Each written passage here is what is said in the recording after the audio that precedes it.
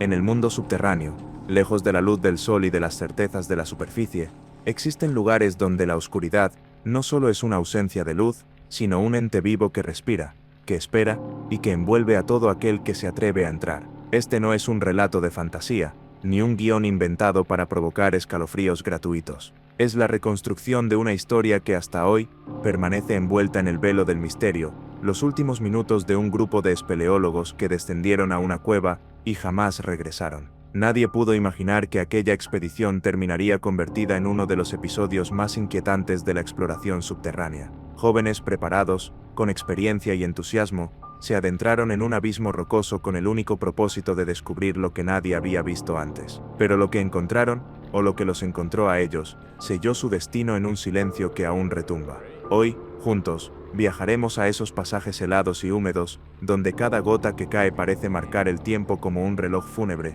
donde el eco de un suspiro puede confundirse con un grito lejano. Y mientras la narración avance, sentirás que también tú desciendes, paso a paso, más allá de la seguridad de la superficie, hacia el corazón de un enigma del que, quizá, tampoco quieras regresar. Todo comenzó con una invitación. Un pequeño grupo de espeleólogos, jóvenes universitarios apasionados por la geología, la arqueología y la adrenalina de la exploración, había escuchado rumores de una cueva ubicada en un paraje aislado, apenas visitado por pastores y campesinos de la zona. Decían que era un agujero sin fondo, un laberinto de túneles que se perdían en la roca, un lugar donde incluso los animales se negaban a entrar. Para ellos, estas historias no eran advertencias, sino provocaciones irresistibles. La cueva no tenía nombre en los mapas oficiales. En los registros de la región se mencionaba apenas como un sumidero natural, una depresión formada por la erosión del agua a lo largo de miles de años. Pero en los relatos de los habitantes locales, era conocida como la Garganta de la Tierra, un sitio del que no había retorno. Las autoridades nunca confirmaron la existencia de nada extraño en ese lugar. Sin embargo, las leyendas hablaban de luces que se veían emerger en las noches más oscuras, de voces que parecían susurrar desde el interior, y de la desaparición de un cazador décadas atrás, cuyo cuerpo jamás fue recuperado. Todo esto era material perfecto para el espíritu intrépido de los espeleólogos. Con mochilas cargadas de cuerdas, lámparas, brújulas, cascos y grabadoras, emprendieron la aventura. Eran 5 en total, cada uno con un motivo personal para estar allí. Algunos buscaban reconocimiento académico, otros la emoción pura, y uno de ellos, según testimonios posteriores, parecía obsesionado con llegar más lejos que nadie antes. Imagina el momento en que el grupo llegó a la entrada de la cueva, un agujero en la roca, abierto como una boca que aguardaba silenciosa. El aire que escapaba de su interior era frío, denso, con un olor a humedad que impregnaba la piel. Afuera, el bosque se mantenía en calma, como si el tiempo se detuviera frente a ese portal subterráneo, y aunque bromeaban y sonreían, algunos sintieron un ligero escalofrío. Encendieron sus lámparas frontales. El haz de luz atravesó apenas unos metros de oscuridad, revelando paredes húmedas y líquenes que brillaban débilmente. Uno tras otro, comenzaron a descender. El sonido de las cuerdas rozando la roca, los cascos golpeando suavemente contra las paredes, y las respiraciones amplificadas por el eco componían una sinfonía inquietante. Al principio, todo parecía un juego. Reían, grababan sus impresiones, marcaban el camino con tiza y cintas reflectantes. Hablaban del hallazgo científico que representaría cartografiar una cueva no registrada, de los artículos y conferencias que podrían salir de aquella aventura. Pero pronto, la atmósfera cambió. A medida que bajaban, la luz natural desaparecía por completo. El silencio se volvía absoluto, interrumpido solo por las gotas que caían desde estalactitas invisibles. Las paredes se estrechaban, obligándolos a arrastrarse en algunos pasajes. Y entonces, comenzó a crecer una sensación extraña, la de ser observados. Uno de ellos, llamémosle Ricardo, aunque su verdadero nombre permanece bajo reserva, afirmó haber escuchado un murmullo, como si alguien lo siguiera unos metros más atrás. Al voltear, no vio nada, solo oscuridad. Lo atribuyó al cansancio y al eco. Nadie le dio importancia, pero el ambiente, poco a poco, se cargaba de tensión. Sus lámparas, aunque potentes, parecían insuficientes. La cueva absorbía la luz, como si la devorara, como si no quisiera ser iluminada. Los túneles se bifurcaban en direcciones imposibles, algunos ascendiendo bruscamente, otros descendiendo hacia lo desconocido. Marcaban el camino de regreso, sí, pero algo en sus gestos revelaba que la confianza inicial comenzaba a resquebrajarse. En una de las grabaciones recuperadas, aún se escucha la voz de una de las chicas del grupo. No sienten como si la cueva respirara. Silencio, y luego risas nerviosas, como si todos hubieran pensado lo mismo, pero prefirieran disfrazarlo de broma. Afuera, el sol ya había caído. Nadie en la superficie imaginaba lo que estaba ocurriendo bajo la tierra. Nadie sabía que esos jóvenes estaban escribiendo los primeros capítulos de su tragedia. El plan original era explorar durante unas 6 horas, tomar registros, volver a la superficie y acampar en las cercanías. Pero con cada minuto que avanzaba, el mapa mental que trataban de construir se volvía más confuso. Los pasajes eran más complejos de lo que habían anticipado, y aunque no lo sabían en ese momento, cada paso los alejaba no solo de la salida, sino también de la posibilidad de regresar con vida. Los últimos mensajes enviados por radio, porque sí, llevaban un equipo rudimentario de comunicación, sonaban normales. Comentarios técnicos, instrucciones simples, hasta bromas. Nada que indicara lo que estaba por venir, y sin embargo, después de esas transmisiones, el silencio absoluto. Nadie volvió a escuchar sus voces. El misterio comienza a tejerse aquí. ¿Qué ocurrió realmente en la oscuridad? ¿Fue un accidente, una caída, un derrumbe, o este fue algo que la lógica no puede explicar? Las hipótesis se multiplicaron con el tiempo, desde la asfixia por gases tóxicos hasta encuentros con algo inexplicable. Pero lo único seguro es que en ese momento, mientras el grupo se adentraba más y más en el laberinto de piedra, los relojes marcaban los últimos minutos de su historia conocida. Y así empieza nuestro viaje. Porque a partir de aquí, seguiremos sus pasos, reconstruyendo cada detalle, cada sonido, cada sombra, en busca de comprender lo que se oculta en los rincones más oscuros de la Tierra y de la mente humana. Historias como esta no deben olvidarse. Si quieres seguir explorando conmigo los misterios y tragedias escondidos en las profundidades de la Tierra, suscríbete al canal y activa la campana. La desaparición del grupo de espeleólogos no fue evidente de inmediato. En la superficie, sus amigos y familiares esperaban noticias con calma. La exploración estaba programada para durar unas horas. Sabían que la puntualidad no era precisamente un rasgo común en este tipo de expediciones. Sin embargo, cuando la noche avanzó demasiado y el silencio persistió, el primer hilo de preocupación comenzó a tensarse. Al amanecer del día siguiente, los campamentos improvisados alrededor de la entrada permanecían vacíos. Nadie había regresado. Los radios, que al inicio de la noche todavía recibían interferencias leves, ahora estaban en completo silencio. Y entonces, la inquietud se transformó en alarma. Los primeros en actuar fueron los pastores locales. Ellos conocían la cueva mejor que nadie, al menos desde afuera. Habían escuchado las risas y los ruidos de cuerdas la tarde anterior, y ahora notaban el vacío de su ausencia. Decidieron dar aviso a las autoridades, aunque en el fondo, muchos ya intuían que algo no estaba bien. El equipo de rescate llegó al lugar con las primeras luces del día. Bomberos, socorristas especializados y algunos voluntarios de grupos de espeleología de la región se congregaron alrededor de la boca de la cueva. La escena tenía algo hipnótico, aquella abertura oscura parecía un abismo insaciable, y quienes se acercaban sentían que la tierra misma los observaba. La primera inspección fue rápida. Descendieron algunos metros, verificaron que las cuerdas y las marcas iniciales seguían allí, y notaron que efectivamente los jóvenes habían entrado la tarde anterior. Nada fuera de lo común, salvo por un detalle inquietante, el eco en la cueva sonaba distinto. No era el eco habitual de un túnel natural. Era como si las paredes absorbieran parte del sonido, creando un silencio irregular, incómodo. Uno de los rescatistas, un hombre con más de 20 años de experiencia en misiones subterráneas, describió su impresión con una frase simple: es como si allá abajo alguien no quisiera que lo encontráramos. Mientras tanto, en la superficie, las familias comenzaban a reunirse. Rostros pálidos, miradas cargadas de ansiedad.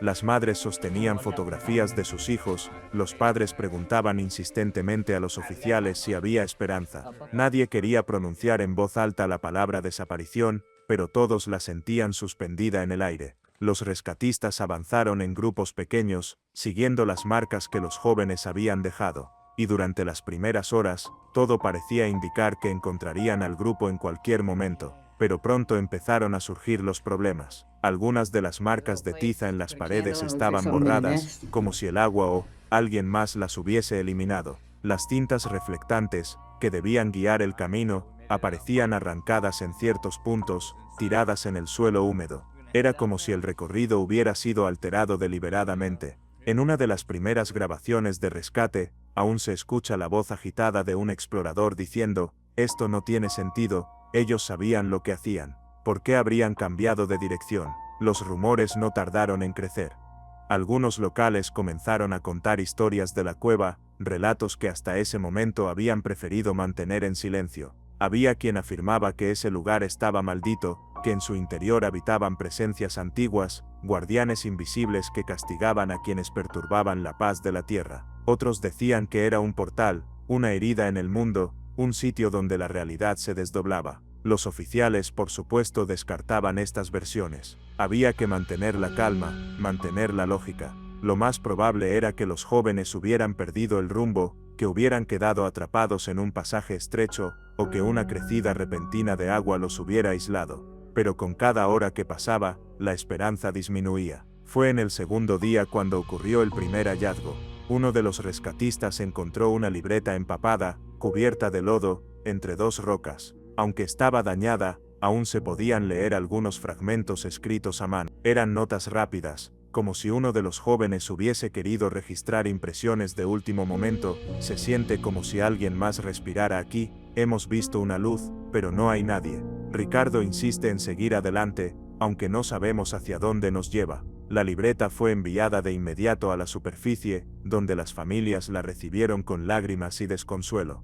Para algunos era un rastro de esperanza, sus hijos seguían vivos al momento de escribir aquello. Para otros, en cambio, las palabras confirmaban que estaban atrapados en algo mucho más grande de lo que podían manejar. Los días continuaron, y la operación de rescate se volvió cada vez más peligrosa. La cueva parecía jugar en contra de quienes intentaban descender. Los pasajes que antes estaban abiertos, aparecían bloqueados por derrumbes repentinos. El aire en algunos túneles resultaba casi irrespirable, cargado de un olor metálico, pesado. Y las brújulas, extrañamente, comenzaron a fallar, girando sin sentido, como si un campo invisible alterara la dirección magnética. Uno de los socorristas más jóvenes aseguró haber visto una sombra moverse al final de un corredor. Al alcanzarla, descubrió que el pasaje estaba vacío. Otro escuchó pasos detrás de él, aunque sabía que nadie lo acompañaba. Pronto, las anécdotas de apariciones se convirtieron en un tema de conversación silencioso, algo que no se reportaba en los informes oficiales, pero que todos comentaban en voz baja al salir. «Allá abajo no estamos solos», murmuró uno de ellos, y nunca nadie lo contradijo. La prensa comenzó a llegar al sitio. Cámaras, micrófonos, titulares sensacionalistas. Los noticieros hablaban de los jóvenes atrapados en la cueva maldita. Los periódicos imprimían portadas con frases como misterio subterráneo o accidente o fuerza sobrenatural. Y cada familia, enfrentando no solo la angustia de la espera, sino también el acoso mediático, se debatía entre la esperanza y la resignación. El tercer día de búsqueda fue decisivo. A esa altura, los expertos coincidían en que de seguir con vida, los jóvenes tendrían pocas reservas de agua y alimento. La oscuridad, el frío y el encierro ya estarían cobrando factura en sus cuerpos y en sus mentes. Sin embargo, nadie estaba dispuesto a detener el operativo. Fue entonces cuando un detalle estremecedor cambió el rumbo de la investigación. Al fondo de un pasaje estrecho, uno de los equipos de rescate encontró un casco con la lámpara rota.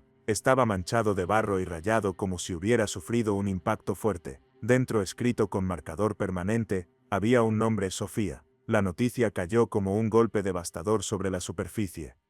Si quieres seguir explorando conmigo los misterios y tragedias escondidos en las profundidades de la Tierra, suscríbete al canal y activa la campana.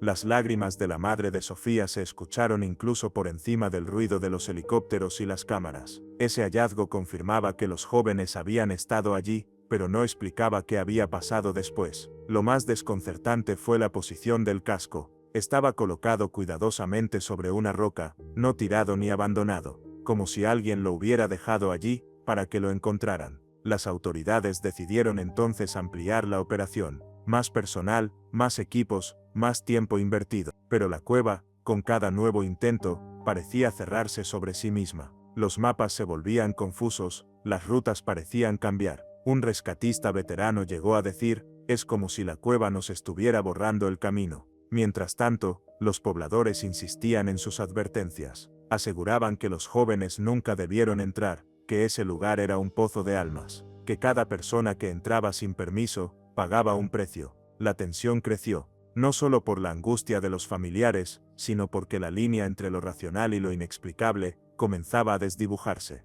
Y aunque los oficiales mantenían la versión oficial de un accidente, en la mirada de los rescatistas se reflejaba algo más: miedo genuino. Así, entre el hallazgo de objetos aislados, notas confusas y pasajes que parecían modificarse a voluntad, la búsqueda entró en una fase crítica. Lo que debía ser un rescate rutinario, se transformaba en una expedición hacia lo desconocido, donde cada paso podía ser el último. Y lo más inquietante aún estaba por venir, porque en medio de ese laberinto, los rescatistas comenzaron a escuchar lo que nunca habrían querido oír: voces humanas que pedían ayuda, que gritaban sus nombres, que parecían venir de las profundidades. Pero cada vez que seguían aquellas voces, no encontraban a nadie. El hallazgo de un casco, una libreta mojada y algunos objetos desperdigados en la cueva, ya habían elevado la tensión del rescate a niveles insoportables. Sin embargo, lo que estaba a punto de ocurrir iría mucho más allá de lo físico. Sería el primer indicio de que la desaparición de los espeleólogos no podía explicarse solo con derrumbes o extravíos. Todo comenzó en el cuarto día de la operación.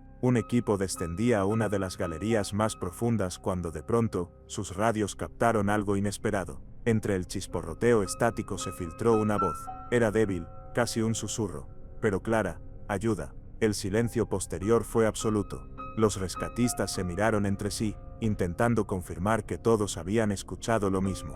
Sí, era real, no había duda. Repitieron la llamada, intentando establecer contacto. ¿Quién eres? ¿Dónde estás? Por unos segundos no hubo respuesta. Luego, un segundo murmullo, apenas más fuerte. Aquí, abajo. Los corazones se aceleraron. La posibilidad de que alguno de los jóvenes siguiera con vida encendió una chispa de esperanza. De inmediato se registró la frecuencia, se grabó el audio y se notificó a la superficie. Las familias lloraban, convencidas de que esa era la señal de que todavía había tiempo. Pero al intentar triangular la señal, ocurrió lo inexplicable.